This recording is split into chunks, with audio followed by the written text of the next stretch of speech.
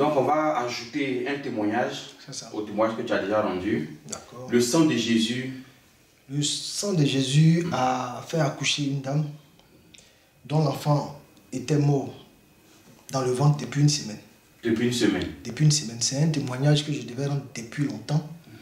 Mais chaque fois que je viens, tout à l'heure, vous avez vu que j'avais omis. Oui. C'est arrivé en bas que je me suis rappelé. Bon, vers les 17h chaque soir, j'ai l'habitude de faire un peu de sport. Et puis quand je tourne, je cours, j'arrive chez un de mes frères qui est un peu éloigné de chez moi. Comme moi, je suis à Bouville. Et une fois, je suis tombé sur une scène, puisque le frère il habite dans une cour où il y a beaucoup d'habitations. Et dans cette cour-là même, il y a des histoires de sorcellerie à chaque fois.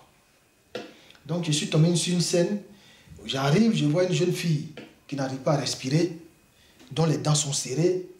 Bon, la jeune fille, quand on lui demande, elle voit deux de ses oncles qui sont décédés, qui lui demandent de partir avec elle. Et puis elle voit aussi sa grand-mère aussi qui est aussi décédée, qui lui demande de ne pas partir. Donc je suis tombé sur cette scène-là. La première fois, ils ont fait ce qu'ils pouvaient faire. Je me suis arrêté à côté, j'ai regardé. Il y en a qui sont venus, ils ont prié. Quand ils ont fini, ils disent, vous avez fini? Il dit, oui, d'accord. Moi, je vais faire pour Les prières sont passées. Voilà. Je leur ai dit, je vais faire pour moi. Tout le monde m'a regardé, ils m'ont pris pour un plaisantin. Donc, quand je fais le sport, je viens avec ma moto, je gâche mon frère pour aller faire le sport. Donc, je suis allé, j'ai ouvert ma moto, j'ai pris le sang de Jésus. Dans la voiture, dans ma moto, j'ai toujours du sang de Jésus avec moi.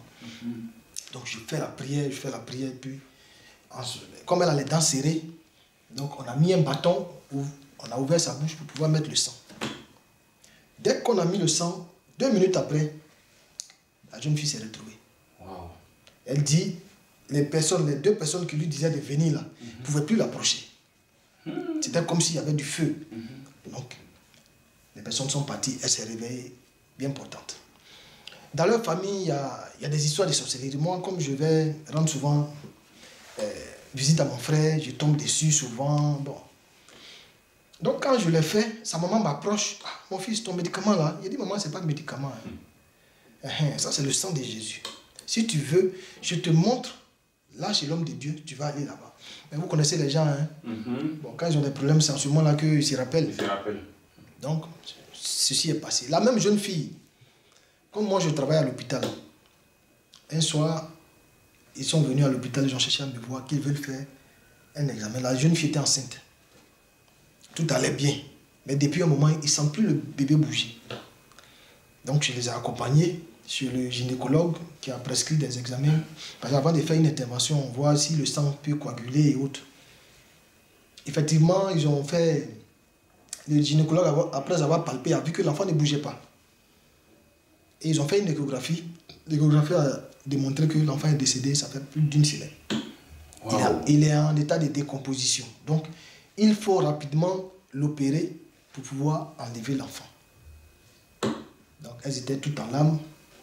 Moi-même, je les ai accompagnées au laboratoire, les facilités pour qu'on les prenne vite pour faire le sang. Parce qu'il fallait l'examen avant de faire l'opération. Oui. Et comme cet examen, on ne faisait pas ça chez nous à l'hôpital, on a dû faire partie de l'échantillon à Abidjan. Donc, le médecin leur a dit de revenir. C'était un mardi, il leur a demandé de revenir jeudi. Donc, vous voyez encore plus, ça met du temps. Ça met du temps. Voilà. Donc, les jeunes filles et sa maman désespérées sont rentrées à la maison. En temps, moi, je ne me suis pas rappelé que... Bon. Donc, le soir, comme d'habitude, je vais rendre visite à mon même frère. Chez qui donc, j'arrive, je trouve sa maman toute en pleurs, assise devant la porte. Il dit, maman, il y a quoi? Il dit, ah, ta petite soeur a dit, elle a mal au ventre, son ventre lui fait mal. Je dis, ah. Je me suis rappelé que je suis venu avec du sang de Jésus dans la voiture. Ok. Donc, je repars vers la voiture, je prends mon sang de Jésus, je reviens. La petite, ils ont mis un matelas au salon, elle est couchée. Sa maman vient, il dit, bon, maman, viens. Ta fille, là, elle va accoucher. Ses soeurs me regardent, elle commence à dire. Enfant qui est mort depuis 1 semaine. Il dit, ta fille, là, va accoucher. Ta fille, là, elle va accoucher. Bon, la fille elle-même, la fille en question, elle riait. Il dit, bon, ça te fait rire, mais tu vas accoucher. Donc, j'ai pris le sang de Jésus, j'ai ouvert, j'ai prié. Je lui ai donné pour boire, puis j'ai frotté sur son ventre. J'ai pris et frotté sur son ventre. On était aux environs de 20h, 21h, frotté sur son ventre, et puis je suis rentré chez moi. avec mon sang de Jésus. La nuit, je suis allé me coucher, je me suis rappelé que j'ai dit aux gens que l'enfant des gens va accoucher. Donc je me suis agenouillé et dit, ah, Dieu de pouvoir fleurir. De toute façon, il est tchatché devant les gens là. Il ne faut pas faire avoir honte. Et puis j'ai fait une prière, je me suis couché. À 6 heures, sa grande soeur m'a réveillé en première position. Vers les 5 heures du matin, la petite a senti que l'enfant a commencé à bouger.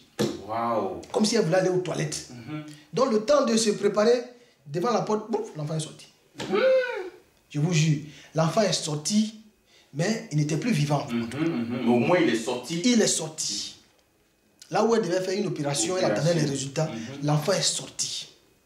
Wow. Et la dame, la même femme en question qui m'avait demandé le médicament là, elle m'a approché sérieusement. Ah, mon fils, ton truc là, on dirait c'est fort, hein. Il dit, maman, c'est pas un médicament. C'est affaire de Dieu. Si tu veux, je te montre, tu vas partir. Mais ils sont tellement accrochés. Dans leurs églises. Voilà, dans leurs églises. Bon. Donc, c'est un témoignage, c'est un truc qui s'est passé depuis longtemps.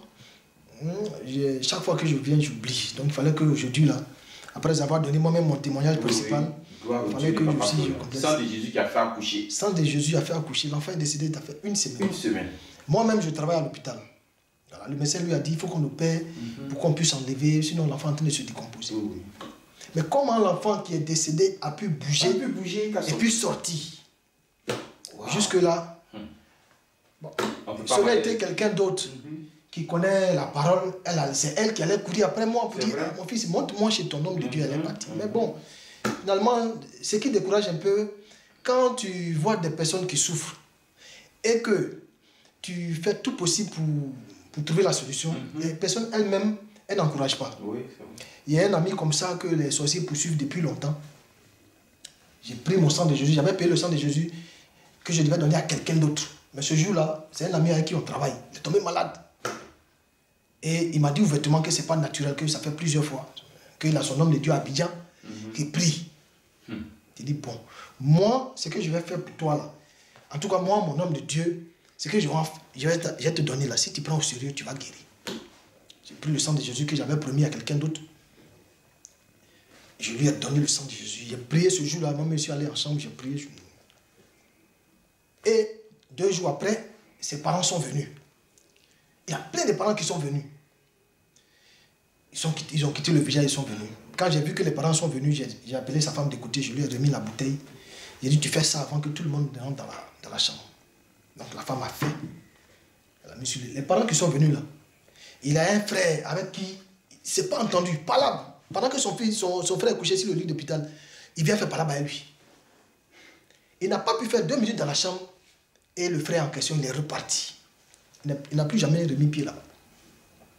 Donc le monsieur, il sort de l'hôpital, il me dit, ah Joe, ton truc là, c'est fort, hein. Ça m'a fait sourire. Il dit, ok. Donc on l'a libéré, il va à la maison.